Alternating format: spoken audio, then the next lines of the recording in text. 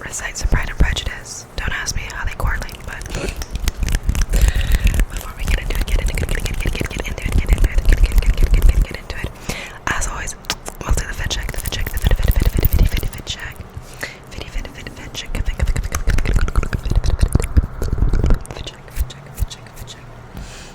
Today we have this halter top.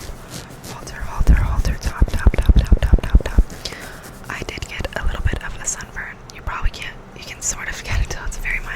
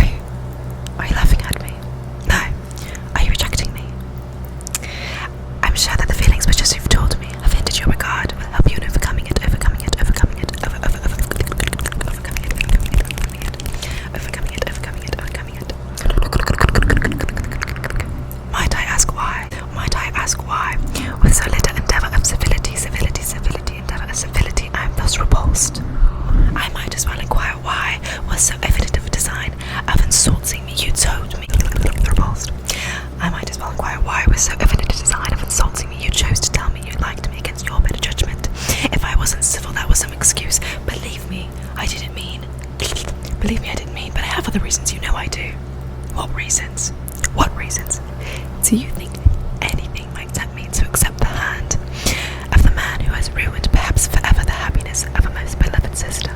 Of a most beloved sister? Do you deny, Mr. Darcy, that you've separated a young couple who loved each other, exposing your friend to the censure of the world for caprice and my sister to its derision for disappointed hopes, and involving them both in misery of the cutest kind? I do not deny it. How could you? Because I believed your sister indifferent to him. Indifferent. I watched them most carefully and realised his attachment was far deeper than hers. That's because she's shy. Bingley, too, was modestly persuaded that she didn't feel strongly for him because you suggested it. I did it for his own good. My sister hardly shows her true feelings to me.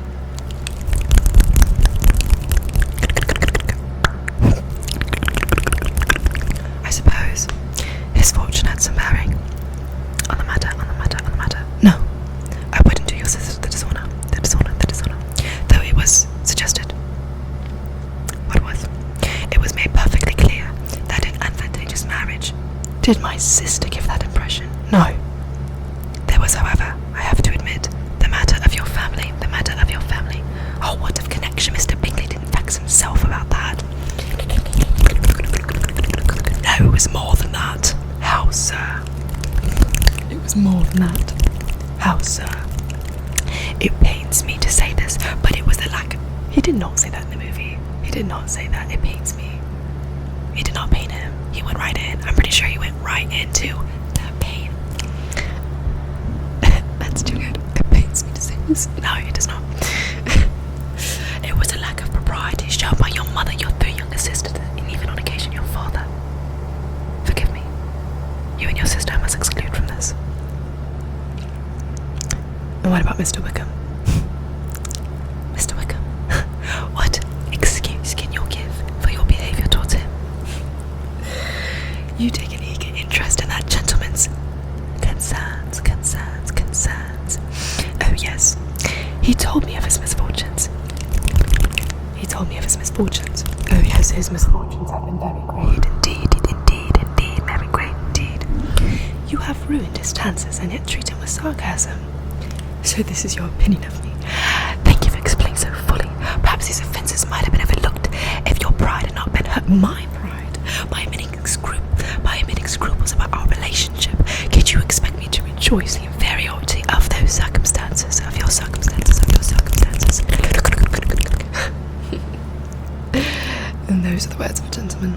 From the first moment I mentioned your arrogance and conceit, your selfish disdain for the feelings of others, made me realise you were the last man in the world that could ever be prevailed upon to marry. Forgive me, madam, for taking up so much of your time.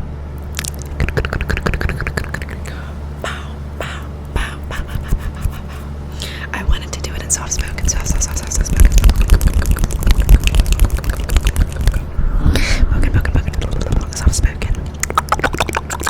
I'm sorry if I stopped whispering at any point. It's just too good. Miss Bennett, I've struggled in vain and I can bear it no longer. These past months have been a torment. I came to Rosings with a single opportunity of seeing you. I had to see you. I fought against my better judgment, my family's expectations, the inferiority of your birth by rank and circumstance. All of these things I'm willing to put them aside and ask you to end my agony. I don't understand. Sir, I don't understand. I love you. Most ardently. Please do me the honour of accepting my hand. Please do the honour of accepting my hand. Sir, I appreciate the struggle you have been through. I'm very sorry to have caused you pain. Believe me, it was unconsciously done.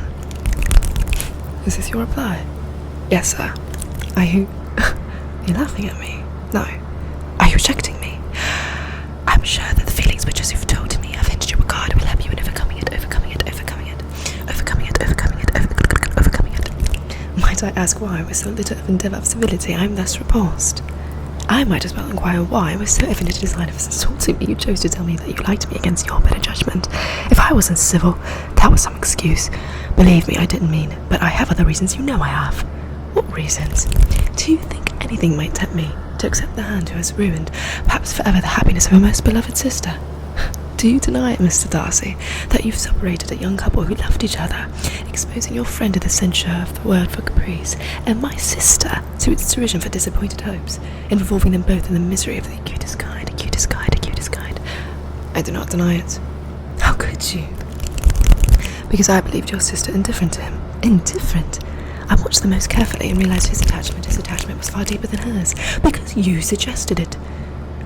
That's because she's shy. Bingley too is modest, and was persuaded that she didn't feel strongly for him, because you suggested it. I did it for his own good. My sister hardly shows her true feelings to me. I suppose you suspect his fortune had some bearing on the matter? No, I wouldn't do your sister the dishonour, though it was suggested. What was? It was made perfectly clear that an advantageous marriage to my sister gave that impression.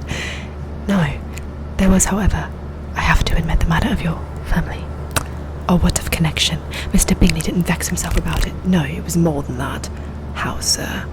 It pains me to say this, but it was the lack of propriety shown by your mother, your 3 younger sisters, and even on occasion your father. Forgive me. You and your sister I must exclude from this. What about Mr. Wickham? Mr. Wickham, what excuse can you give for your behaviour toward him? You take an eager interest in that gentleman's concerns. He told me of his misfortunes. Oh yes, his misfortunes have been grave indeed. You have ruined his chances and yet treat him with sarcasm. So this is your opinion of me? Thank you for explaining so fully. Had not your pride been hurt by my honesty and make scruples about our relationship, could you expect me to rejoice in the inferiority of our circumstances? Of your circumstances, of your circumstances. And those are the words of a gentleman. From the first moment I met you, your arrogance and conceit, your selfish disdain for the feelings of others, made me realise you were the last man in the world I could ever be prevailed upon to marry. Forgive me, madam, for taking up so much of your time, so much of your time. It's so good. Like, I kid you not, like, there's nothing better than that. There's nothing better than that. I love that I was, like, looking at the, like, dialogue, the script, but I don't really need it. I literally have it memorized at the back of my head. The only thing about it is, like, I will get too excited, and then it gets jumbled.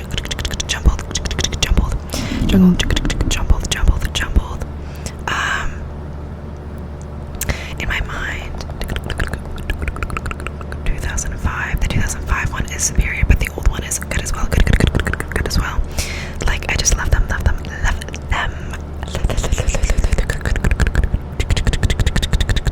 It gets so good. Lizzie. Mr. Bennett. How can you be so tiresome? Mr. Bennett is such a goated. Yes, oh yes, Papa. Please, Papa. How can you tease me, Mr. Bennett? You have no compassion for my poor nerves. You mistake me, my dear. I have a high respect for them. They are my constant companion these 20 years. Is he amiable? Is he handsome? He's sure to be handsome. With 5,000 a year, it would not matter if he had a big face. I will give my hearty consent to his marrying whichever the girls he chooses. So will he come to the ball tomorrow? I believe so. Lydia, and Kitty shriek with excitement. Well, if every man in this room does not enter the evening completely in love with you, then I am no judge of beauty or men. Oh, they are far too easy to judge. They are not all bad. Human as poppycocks in my limited experience. She shouldn't have to go off so hard. One of these days, Lizzie, someone will catch your eye and then you'll have to cut. I thought it said cut off your tongue. Excuse me. One of these days, Lizzie, someone will catch your eye and then you'll watch your tongue. I just can't. My brother is so easily pleased, is he not? So which of the painted peacocks is our Mr. Bingley? He's on the right, and the one on his left is his sister, and the person with the disagreeable expression. That's his good friend, Mr. Darcy. Poor soul. On the contrary, he has 10,000 a year and owns half of Derbyshire.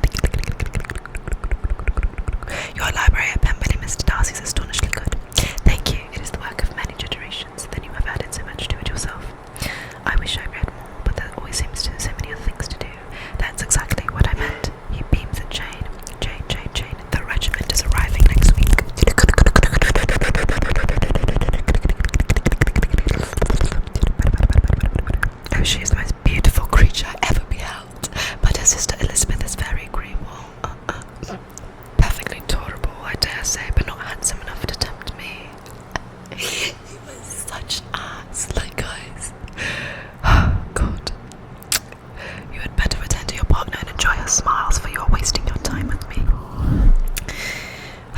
Ignore him, Lizzie. He is such a disagreeable man. It would be a misfortune to be liked by him. Don't worry, I will not dance with him for half a Derbyshire. My favourite is like, oh yes, I thought folk poetry was the food of love. Oh, the fine stout love of me. Everything nourishes what is strong already, but if it is only a thin, slight sort of inclination, I'm convinced that one good sonnet will starve it away entirely. So what do you recommend to encourage affection? Oh, dancing, of course, even if one's partner is barely tolerable. She was such a baddie, oh. I fucking love this movie so much. Lizzie, you're a great deal to opt like people in general, you know. All the world is good and agreeable in your eyes. Not his friend. I cannot believe what he said to you. Mr. Darcy, I could more easily forgive his vanity had he not wounded mine, but no matter, I doubt we shall ever speak again. And you marry him. You become Mrs. Darcy. Oh my god, that end scene. Let me go to the end scene. Let me go to the end scene. Oh my god, the script is so long. So long.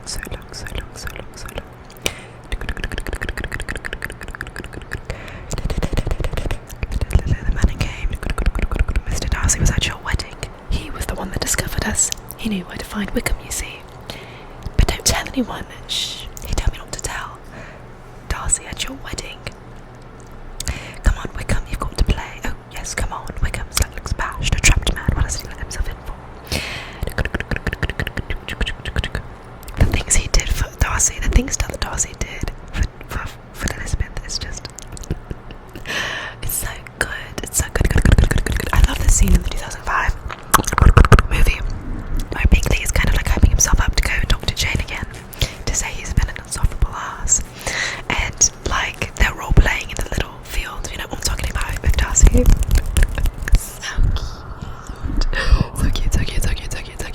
Oh my gosh.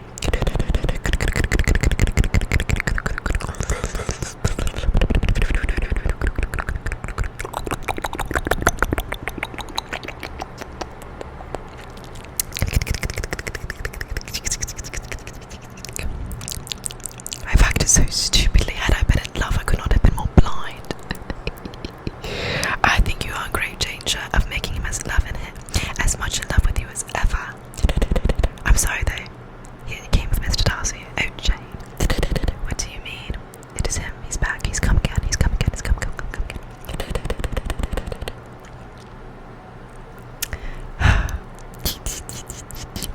Miss Bennett, you have been the victim of a huge misunderstanding.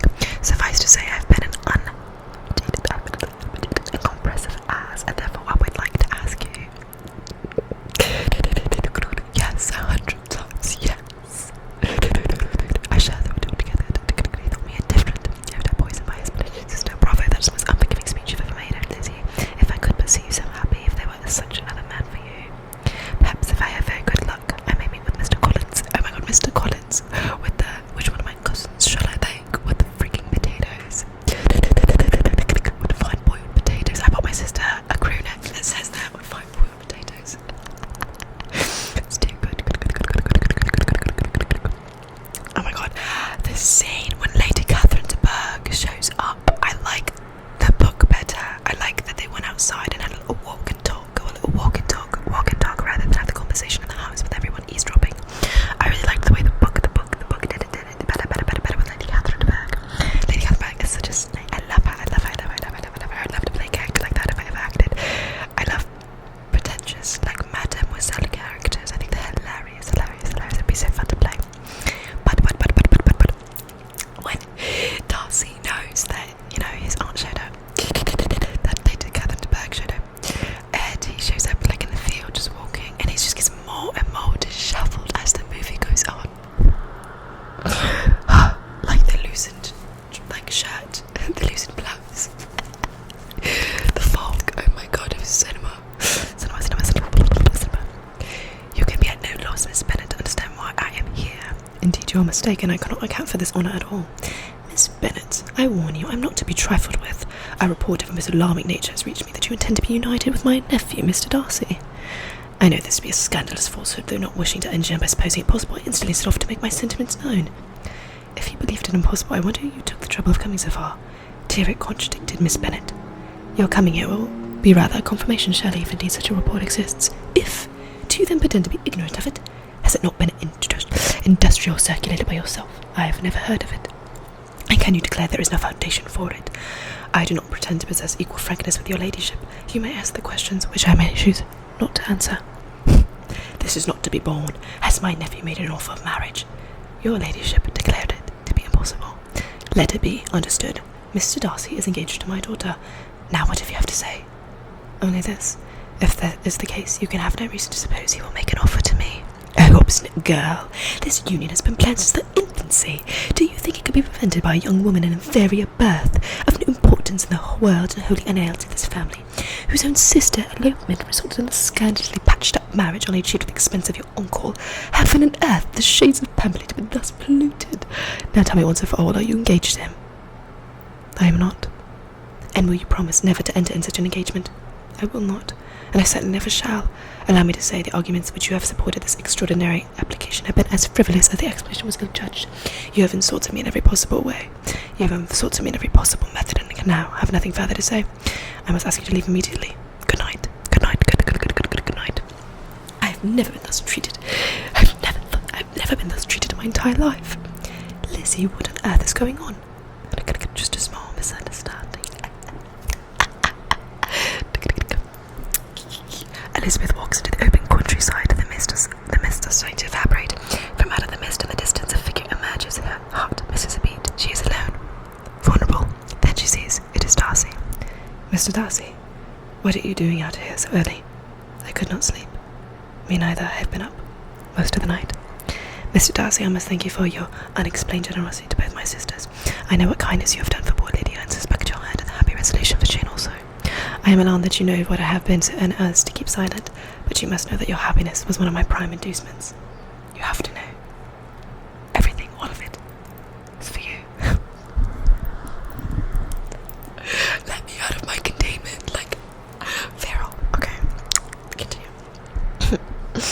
I know you were too generous to trifle with me. I believe you spoke with my aunt last night, and it has taught me to hope, as I had scarcely allowed myself before. If your feelings are still what they were last April, tell me so at once. My affections and wishes aren't changed, but one word from you will silence me forever. If, however, your feelings have changed, I would have to tell you, you have bewitched me, body and soul, and I love you. Most ardently. Please do me the honour of accepting my hand. Just like goes back to the rain scene, always. I never wished to be parted from me for this day on. And never wished to be parted from me from this day on. See, in the movie she says literally absolutely nothing, and I was like, girl, use your mouth, like use your vocal cords, say something, anything. You just bared his heart out. You've bewitched him body and soul, and he never wants to wish to be parted from me from this day forward. And then she's just like, your hands are cold. Like, girl, get into it. Anyways, in the book it's better. I am very happy to inform you that not only have my sentiments changed, there are no other words which can give me greater pleasure.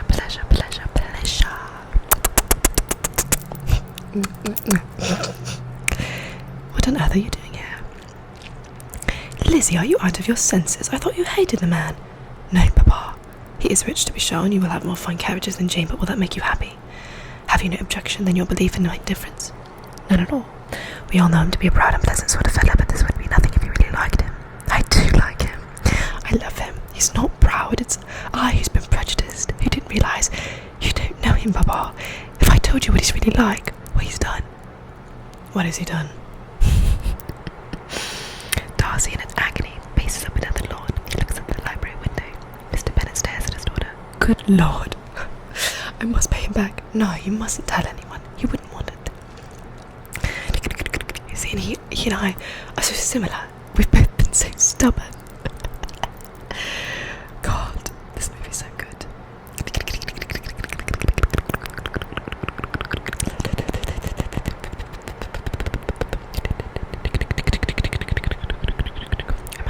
Darcy, in the beginning, I fixed the hour on the spot of the look. It was too long, and I was in the middle of what you had begun.